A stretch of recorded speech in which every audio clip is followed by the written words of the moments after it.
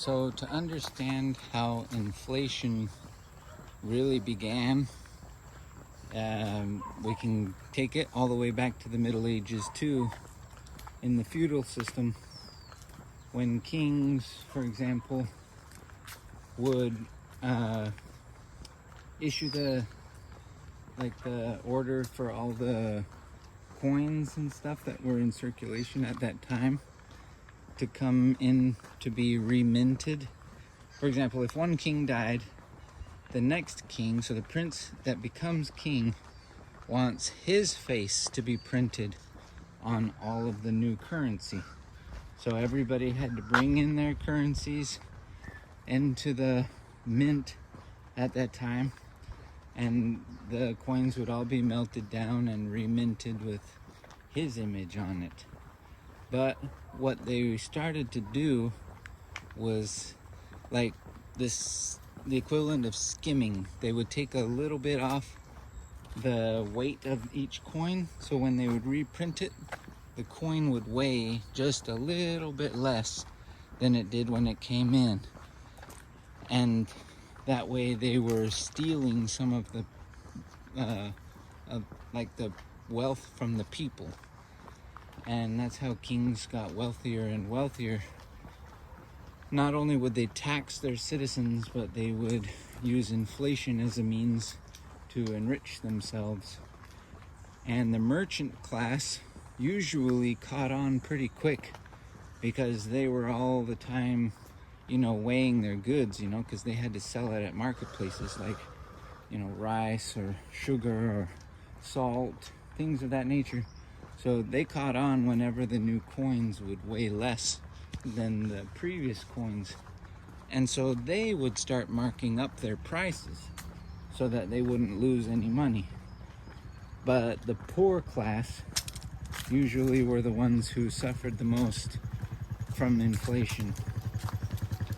Cut it. So, knowing this,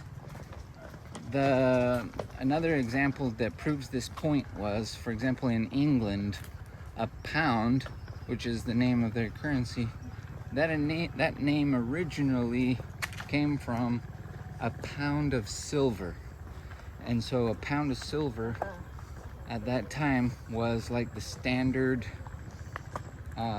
weight, I guess you would say, of each of the currency. But over the centuries, that pound has dwindled down to about I think, I might be wrong on this, but I think it's about 1/16 of an ounce now. That's how much inflation has, skimmed off of currency over the centuries. And yeah, the same practice goes on today, and they always try to play it down a little bit and make people believe that inflation really is only about 2 to 3%, but a lot of people argue that it's a lot higher than that. There's sources that talk about it being closer to 10 or 15%.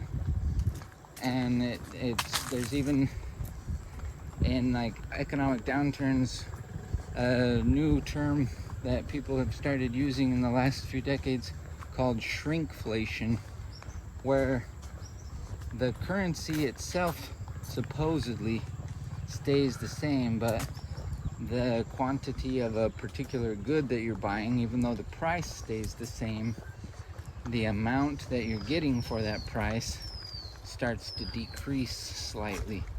That's why they call it shrinkflation. But it's very common still today for inflation to occur, but most people aren't aware of its ramifications. So whenever you're putting money into savings, for example, you need to always make sure that your money is earning more interest than the rate of inflation. Otherwise, your money will be worth less to you when you take it out of investment than it was when you put it in. In order to make money on inflation, over inflation, you have to make more interest than the rate of inflation. So going off of what some of these sources like I mentioned saying inflation is really around 10 to 15%. I would say if you're going to put your money into any kind of savings account or into stocks or bonds or any of that kind of thing, you have to earn at least 15% interest on your money to make sure that you're mitigating against the effect of inflation on your money. That's why they call the money has a future value. The future value of money is always less than the current value of money. So like $1 today won't be worth as much as $1 a year from now, or even 10 years from now, or 30 years from now. $1 today will, 30 years from now, will be like the equivalent of like 50 cents in today's money. It's a real phenomenon, and people don't analyze it as much as they should. So if you really want to grow in wealth, you have to be familiar with inflation and how it works and how to protect yourself against it.